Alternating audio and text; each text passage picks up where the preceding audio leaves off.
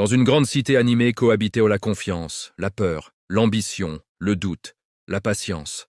Et au centre de tout, il y avait l'espoir.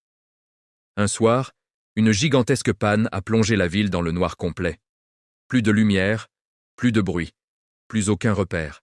Immédiatement, une rumeur s'est répandue comme une traînée de poudre. La ville allait s'effondrer, et chacun devait fuir pour survivre.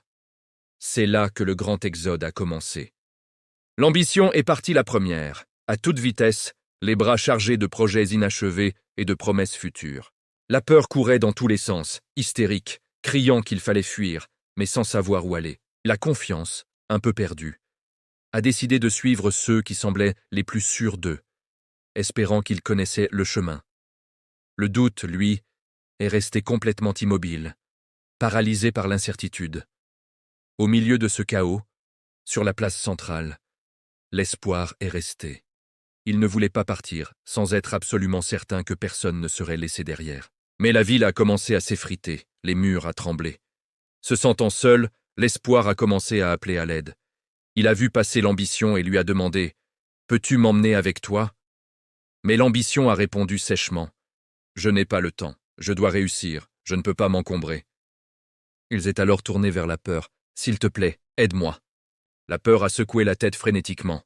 « Je ne peux pas, je dois d'abord penser à moi, à ma propre survie. » Même la confiance, qu'il pensait être une alliée, a détourné le regard en murmurant « Désolé, en ce moment, je ne sais même plus en qui croire. » Alors que l'espoir était sur le point d'abandonner, sentant ses forces le quitter, une présence discrète s'est approchée. Elle n'était ni rapide, ni brillante, juste constante. Elle a dit simplement « Marche avec moi. » Ensemble, ils ont avancé, pas à pas, lentement, tandis que tout s'écroulait autour d'eux. Ils ont marché longtemps, jusqu'à atteindre un endroit sûr. La ville derrière eux n'était plus qu'un lointain souvenir de poussière. Surpris d'être encore là, sauf, l'espoir s'est tourné vers son compagnon de route et a demandé « Qui es-tu, toi qui ne m'as pas abandonné quand tous les autres l'ont fait ?» La présence a répondu calmement « Je suis la persévérance. » Puis, avant de continuer son chemin, elle a ajouté une chose importante. Les vrais sauveurs ne font pas de bruit. Ils ne cherchent pas la gloire. Ce sont juste ceux qui restent quand tous les autres ont trouvé une excuse pour partir. Cette histoire, elle résonne peut-être en toi.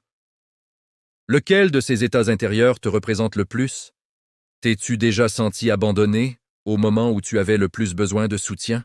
Si c'est le cas, tu n'es pas seul.